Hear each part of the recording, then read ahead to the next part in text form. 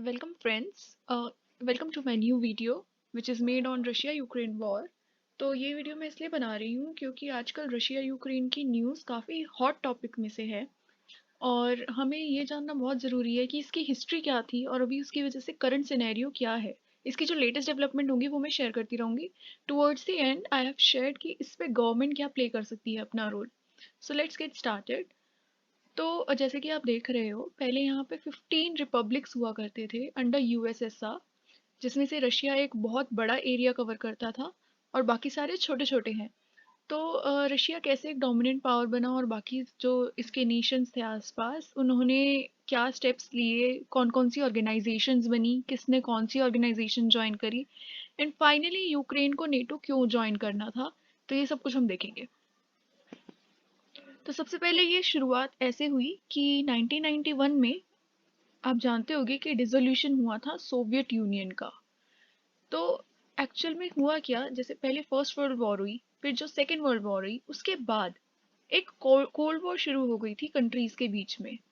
तो जो 1946 से 1991 का जो समय था उसमें यूनाइटेड स्टेट्स और जो सोवियत यूनियन था और जो उनके अलाइज थे उनके बीच में कोल्ड वॉर चल रही थी। और कोल्ड वॉर के एंड तक आते आते जो ईस्टर्न यूरोप था उसमें उसमें थोड़ी खींच महसूस होने लगी, लोग आपस में लड़ने लगे, रायट्स होने लगे, धीरे धीरे वो रायट्स और फैल गए और उन कंट्रीज ने बाद में डिसाइड किया कि अब हमें अलग अलग होके रहना चाहिए। तो जो सोवियत यूनियन था वो एक तरीके से टूट गया।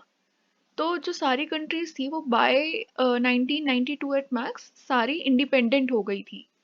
और इसकी हम डिटेल्स देख सकते हैं कि इन 1990 सबसे पहले जो है लिथुआनिया, ये मार्च 11 में अलग हुई, देन अप्रैल 9 में जॉर्जिया, और ऐसे जाते जाते एंड में जो है कजाकिस्तान लास्ट थी दिसंबर 1991 में जो अलग हो गई। तो ऑन दिसंबर 8 1991 फाइनली ये अनाउंस भी हो गया कि यूएसएसआर अब एग्जिस्ट नहीं करती आगे से। नाउ अब इसके बाद बहुत सारी अलग अलग ऑर्गेनाइजेशन बनना शुरू हुई। तो सबसे पहले जो बनी वो थी CIS, Commonwealth of independent state, जिसने कि यूएसएसआर को रिप्लेस किया। तो इसके जो 9 मेंबर थे वो ये Armenia, Azerbaijan, Belarus, Kazakhstan, Kyrgyzstan, Moldova, Russia, Tajikistan, Uzbekistan, तो ये सारे जो हैं इसके मेंबर्स बन गए। और तुर्कमेनिस्तान जो था एक एसोसिएट मेंबर था। और इन कंट्रीज के ऊपर जो मेजर डोमिनेंस था वो था रशिया का। और फिर इसके बाद एक और फॉर्मेशन हुई CSTO की, कलेक्टिव सिक्योरिटी ट्रीटी ऑर्गेनाइजेशन। तो इसके मेंबर्स भी मेंशन्ड हैं। तो ये सारे जो हैं ये CSTO के मेंबर्स बन गए। तो अब आप इसको ऐसे देख सकते हो कि जो ईस्टर्न यूरोप था उसके कुछ नेशंस इनके मेंबर्स बन गए और जो वेस्टर्न यूरोप था वो सारे जो हैं वो अब जाके वो धीरे धीरे नेटो में मिलते गए। तो जो वेस्टर्न सिक्योरिटी थी वो एक तरीके से आप नेटो बोल सकते हो और जो ईस्टर्न यूरोपियन की सिक्योरिटी थी वो CSTO। अब नेटो मेंबर्स जब बने तो लैटविया, लिथुआनिया और इस्टोनिया सबसे पहले जो है नेटो में मेंबर्स जाके बन गए। अब ये आप देखोगे तो ये पढ़ते एक तरीके से ईस्टर्न यूरोप में है और रशिया के साथ बॉर्डर शेयर करते हैं, बट इन्होंने नेटो ज्वाइन कर लिया 2004 में। और नेटो को हम देखते हैं एज अ यूएस पावर, क्योंकि वेस्ट का काफ़ी इन्फ्लुएंस रहता है नेटो पे।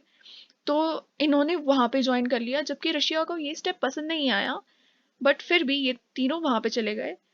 नेक्स्ट जो है यूक्रेन और जॉर्जिया, उनको भी ऑफर की गई मेंबरशिप, बट रशिया ने अपने ट्रूप्स भेज दिए वहां पे जॉर्जिया पे। और फिर इसके बाद वो सारी जो डेवलपमेंट है वो वहीं पे हॉल्ट हो गई। यूक्रेन ने भी तब स्टेप नहीं लिया कि मैं भी नेटो ज्वाइन करूंगा। फिर हमने फाइनली देखा कि ये जो ईस्टर्न यूरोप था इसके ऊपर रशिया काफ़ी ज़्यादा डोमिनेंस और अपना इन्फ्लुएंस दिखाने लग गया कि ये मेरी कंट्रीज़ हैं, इनके ऊपर मेरी पावर रहेगी, और काफ़ी ज़्यादा उनकी स्टेट के मैटर्स में इंटरफेयर करने लग गया। अब इसके बाद क्या हुआ, 2014 में एनेक्सेशन ऑफ क्रीमिया हुआ। ये आपको पता भी होगा, काफ़ी न्यूज़ में था ये, कि रशिया ने एनेक्स कर लिया क्रीमियन रिपब्लिक को इन 2014। और ये बहुत इंपॉर्टेंट था क्योंकि जो क्रीमिया है ये यूक्रेन के साउथ में पड़ता है और यहाँ पे काफ़ी इम्पोर्टेंट पोर्ट भी है, काफ़ी स्ट्रैटेजिक सी लोकेशन आप कह सकते हो इसको। तो वो था और इन्होंने काफ़ी आराम से जो है क्रीमिया को एनेक्स कर लिया without much of a revolt from their side. तो उन्होंने कर लिया इसको एनेक्स। इसके बाद अब जो यूक्रेन था उन्होंने कहा कि मैं भी, उन्होंने सीआईएस से रिजाइन किया और कहा कि मैं भी नेटो ज्वाइन करना चाहता हूँ। अब यूक्रेन जो रशिया के साथ बिल्कुल बॉर्डर शेयर करता है और रशिया ऑलरेडी देख रहा है कि उसके ऊपर वाले नेशंस ने भी, जैसे लिथुआनिया एस्टोनिया, इन्होंने ज्वाइन कर लिया है नेटो और अब यूक्रेन भी करना चाहता है और बॉर्डर भी शेयर करता है। तो अब इसको सबसे ज्यादा खतरा ये था कि अगर यूक्रेन नेटो में मिल गया तो उसको जो डिफेंस इक्विपमेंट है वो नेटो से मिलने शुरू हो जाएंगे। तो उसको रशिया एक तरीके से ये वेस्टर्न डोमिनेंस की तरह देख रहा था इसको, और रशिया का जो एजेंडा था वो था कि वेस्ट को डिस्टेबलाइज करना है, मोस्टली इन लाइंस पे सोचना। तो यू- रशिया ने यूक्रेन को ऐसा नहीं करने दिया, ऐसा कहा जाता है। और फिर जो ये डेवलपमेंट्स हुई, यूक्रेन चाहता था कि मैं नेटो ज्वाइन करूं बट रशिया नहीं करने देना चाहता था। तो उसकी वजह से जो है वो करंट कन्फ्लिक्ट आया।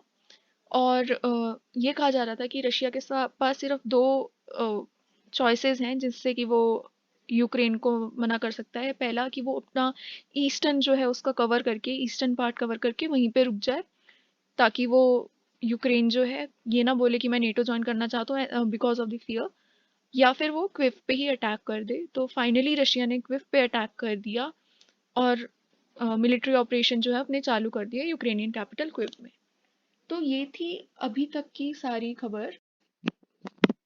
तो ये सब कुछ तो हमने देख लिया, बट इसमें से एक बहुत इंपॉर्टेंट सैंक्शन की बात हो रही थी जो यूएस लगाने वाला था रशिया के ऊपर, जो कि था नॉर्थ स्ट्रीम के बारे में। तो उसका थोड़ा सा बैकग्राउंड मैं आपको दे देती हूँ। तो उसमें ये था कि अभी जो गैस सप्लाई हो रही है फ्रॉम रशिया टू जर्मनी वो यूक्रेन के थ्रू हो रही है। तो उसके लिए रशिया जो है वो यूक्रेन को थोड़ी लीज पेमेंट्स आप कह सकते हैं तो थोड़ा पे करता है, क्योंकि वो उनके ग्राउंड को यूज कर रहा है। तो उसकी वजह से यूक्रेन जो है उस फीस पे भी डिपेंड करता है, एज वेल एज जो वहाँ से गैस जा रही है वो उसको थोड़ा बहुत यूटिलाइज भी करता है ड्यू टू इन विंटर्स। तो उस पर काफ़ी ज़्यादा डिपेंड करता है। बट अब रशिया कह रहा है कि जो नॉर्थ स्ट्रीम जो आई है, न्यू पाइपलाइन बनी है, हम उस पर शिफ्ट होना चाहते हैं गैस सप्लाई करने के लिए जर्मनी को। तो अगर वो वहाँ पे सप्लाई करेगा तो जो यूक्रेन है वो अपनी फीस खो देगा, वो जो गैस सप्लाई है उसको भी खो देगा। तो ये सब कुछ होने वाला है। तो यूएस क्या कह रहा है कि रशिया जो है वो बिल्डअप करे जा रहा है यूक्रेन के बॉर्डर पे ट्रूप्स। तो वो जर्मनी चांसलर से उन्होंने कहा कि आप जो है इनको मना कर दीजिए कि हम भी नहीं लेंगे नॉर्थ स्ट्रीम 2 से जो है कोई भी gas supply. But the Germany chancellor he is kind of stuck, क्योंकि वो मना नहीं कर सकता, क्योंकि चिली विंटर्स में वो उसी गैस पाइपलाइन पे डिपेंड करता है। और यूएस जो है कह रहा है कि हम लिक्विफाइड फॉर्म में आपको सप्लाई कर देंगे, बट लिक्विफाइड फॉर्म में सप्लाई करना और उसकी कॉस्ट जो है वो बहुत ज़्यादा बढ़ जाती है। तो बेटर यही रहेगा कि जर्मनी जो है गैस की फॉर्म से, जो नॉर्थ स्ट्रीम 2 या फिर जो यूक्रेन के थ्रू पाइपलाइंस हैं उससे गैस ले तो बेटर है। बट ये एक डिलेमा वाली सिचुएशन है जर्मनी के लिए भी। इसलिए आपने देखा होगा कि जब ये सैंक्शंस वाली बात हुई तो जब वॉर वाली बात हुई तो जर्मनी चांसलर जो है सबसे पहले गए थे रशिया के पास कि टॉक से अगर हो सके तो बात सुलझा सुलझा ली जाए। तो ये एक पार्ट था। अब हम आगे देखते हैं। अब हम देखना चाहते हैं कि इसका इंडिया पे क्या असर पड़ा। तो जैसे ही रशिया और यूक्रेन की वॉर छिड़ी तो ऑयल प्राइसेस जो हैं वो अप चले गए, $105 अ बैरल। जबकि ये कहा जाता है कि अगर जो इसका प्राइस है अगर $10 से बढ़ता है तो जो जीडीपी ग्रोथ रेट है वो 0.2% से कम होती है और इन्फ्लेशन जो है वो 0.4% से अप होता है। ये एक ऑक्सफोर्ड एनालिस्ट की जो है एनालिसिस है। और दूसरी चीज क्या हुई, स्टॉक मार्केट्स कम हो गई, रुपी जो है डेप्रिशिएट कर गया टू ₹76 पर डॉलर। और गोल्ड जो है वो 15 मंथ हाई पे पहुंच गया, क्योंकि ये एक सेफेस्ट कमोडिटी मानी जाती है तो इसलिए लोग इसमें ज़्यादा पैसा लगाना चाहेंगे, तो इसका ऑब्वियसली प्राइस जो है वो हाई हो जाएगा। इसलिए गोल्ड हाई हो गया। तो अब आप ये भी देख सकते हो कि ऑयल प्राइसेस, इसका बिफोर रशिया यूक्रेन वॉर जो है प्राइस चल रहा था अराउंड $85। $82, $85, अब ये अराउंड $25 जो है $20 बढ़ चुका है, विच इज़ लाइक $10 से अगर 0.2 का आता है तो $20 से 0.4% ग्रोथ रेट जो है हमारा कम होने के चांसेस हैं। तो ये काफ़ी बड़ा रेट है और इसके ऊपर ही आर्ग्यू किया जा रहा है कि जो हमारा बजट था वो हमारा सेट हुआ था कम ऑयल प्राइसेस के ऊपर, पर अब क्योंकि इतना बड़ा चेंज आ गया है तो गवर्नमेंट को कोई ना कोई स्टेप लेना चाहिए। तो अब एक्चुअल में गवर्नमेंट को करना क्या चाहिए ये भी देखना है। तो पहली बात हम ये देख लें कि इसके इफ़ेक्ट्स ऑन इंडिया किस किस चीज़ से पड़ेगा। तो क्योंकि रशिया के साथ हमारा काफ़ी लेना देना था, ज़्यादा नहीं बट देखते हैं कौन कौन सी कमोडिटीज़ में। तो ट्रेड तो ट्रेड के ऊपर ऐसा कोई ख़ास इम्पैक्ट नहीं आएगा क्योंकि जो हमारे इंपोर्ट्स होते थे वो काफ़ी फ्रैक्शन होते थे ऑफ टोटल ऑयल इंपोर्ट्स। पर जो फर्टिलाइज़र और सनफ्लावर ऑयल था उसका थोड़ा ज़्यादा परसेंटेज था, तो उसको थोड़ा देखना पड़ेगा। और जो हमारे एक्सपोर्ट्स थे वो तो काफ़ी ही कम थे, तो उसके ऊपर ज़्यादा इफेक्ट नहीं पड़ने वाला। तो ये कहा जा रहा है कि डायरेक्ट इम्पैक्ट तो बहुत कम ही पड़ेगा। ये अलग बात है कि जो ऑयल प्राइसेस बढ़ेंगे तो इनडायरेक्ट इम्पैक्ट ही हमारे लिए काफ़ी बड़ा हो सकता है। Next is inflation.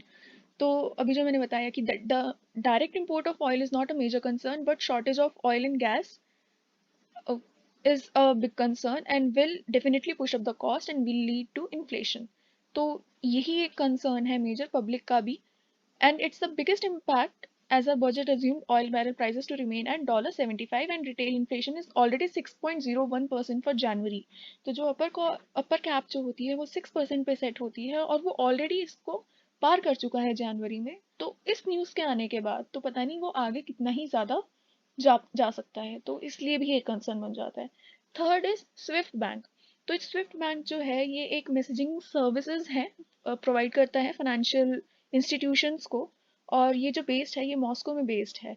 और क्योंकि रशिया ने अपनी वॉर छेड़ी है तो यूएस जो है कह रहा है कि मैं इस पे सैंक्शंस लगाऊंगा। तो उस सैंक्शंस की वजह से वो तो लगा भी चुका है अभी आजकल में, तो उसके ऊपर जो है ग्लोबल पेमेंट नेटवर्क के ऊपर इफेक्ट पड़ने वाला है, और वो कैसे कैसे पड़ेगा इसके लिए पूरी एक अलग वीडियो बनानी पड़ेगी, तो वो मैं बाद में बना दूंगी। तो स्विफ्ट बैंक का भी एक खतरा है। नेक्स्ट है कि गवर्नमेंट को इसके लिए क्या स्टेप्स लेने चाहिए। तो अब लोग कह रहे हैं कि गवर्नमेंट जो है वो अगर कट कर दे टैक्सेस तो वो इन्फ्लेशन जो है बचा सकती है, अपने कंट्रोल में रख सकती है इन्फ्लेशन, और कंजम्पशन लेवल जो है वो कम नहीं होगा। तो ये एक चीज़। तो हमने ये तो देख लिया कि गवर्नमेंट को क्या स्टेप लेना चाहिए और लोग क्या सोचते हैं, बट एक बार हम इसके पीछे एक्चुअल में क्या जा रहा है थोड़ी सी इकोनॉमिक्स देख लेते हैं। तो लोग कह रहे हैं कि इंटरेस्ट रेट्स जो है आरबीआई को रिवाइज करनी चाहिए, पर एक्चुअल में इंटरेस्ट रेट करता क्या है? इंटरेस्ट रेट दोनों चीज़ों का अफेक्ट करता है, इन्फ्लेशन रेट भी और जीडीपी भी। तो इंटरेस्ट रेट में अगर इंटरेस्ट रेट टाइटन होते हैं, विच मीन्स अगर आरबीआई जो है वो रेज करती है इंटरेस्ट रेट, तो उसकी वजह से जो परचेजिंग पावर है किसी भी कंज्यूमर के पास वो कम हो जाएगी, क्योंकि वो अपने जो फंड्स हैं वो वहाँ पे बैंक के पास रखना ज़्यादा प्रेफर करेगा। परचेजिंग पावर कम हो जाएगी, इन्फ्लेशन जो है उसकी वजह से और कम हो जाएगा, लेकिन जीडीपी भी कम हो जाएगी।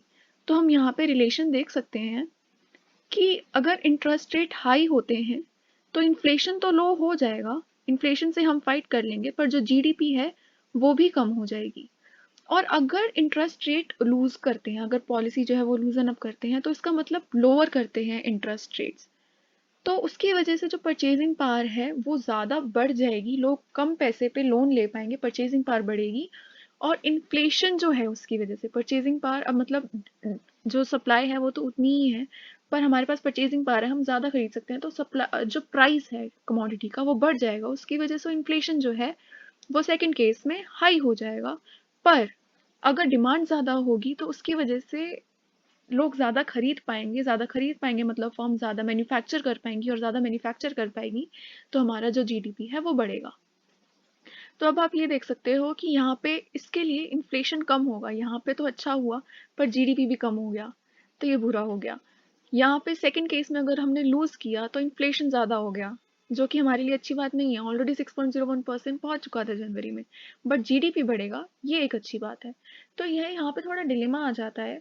और इसके पीछे अब लोगों की साइड तो ये है कि हम इंपोर्ट करते हैं ऑयल, और 85% जो है हमारी डिमांड मीट होती है इंपोर्ट करके, और रशिया के बीच में जब अब अगर ये वॉर चल रही है तो हम इंपोर्ट नहीं कर पाएंगे, ऑयल प्राइसेस बढ़ेंगे, हमारी पॉकेट से बहुत ज़्यादा फर्क पड़ेगा। लेकिन आरबीआई क्या कह रही है कि ये जो इन्फ्लेशन है या फिर ये जो कंस्ट्रेंट्स हैं, ये सप्लाई साइड कंस्ट्रेंट की वजह से हैं, कुछ शॉर्टेजेस की वजह से हैं। जैसे कि हमने आज देखा कि चिप शॉर्टेजेस की वजह से जो है ये सारी चीज़ें हो रही हैं। चिप शॉर्टेजेस हैं और काफ़ी सारी अलग और कमोडिटीज़ भी हैं, नियॉन, हीलियम और इसके अलावा भी बहुत सारी। तो सप्लाई शॉर्टेज की वजह से है, तो इसलिए इसका इंटरेस्ट रेट अगर हम बढ़ा देते हैं या कम कर देते हैं तो कुछ ज़्यादा इम्पैक्ट नहीं पड़ने वाला, इनफैक्ट बहुत ही मीगर सा इम्पैक्ट पड़ेगा। इसलिए आरबीआई ने अपना स्टैंड बना रखा है कि हम कुछ नहीं करेंगे अभी के लिए, थोड़ा वो भी सिचुएशंस देखेंगे और फिर रिगार्डिंग अपना डिसीजन लेंगे। तो ये था हमारा पूरा सिनेरियो अभी तक क्या चल रहा है। जो अब स्विफ्ट बैंक का एक नई नई चीज़ आई है वो मैं नेक्स्ट वीडियो में शेयर करूंगी। Hope this has helped you a lot, and if you have like the video please hit the like button and subscribe to my channel. मैं ऐसे और ज़्यादा ट्रेंडिंग टॉपिक्स लेके आती रहूँगी और नेक्स्ट मेरी वीडियो मेरी स्विफ्ट बैंक के ऊपर होगी। सो और अगर आप मेरा टेलीग्राम चैनल ज्वाइन करना चाहते हो तो मैं नीचे लिंक डिस्क्रिप्शन में दे रही हूँ। Thank you for watching.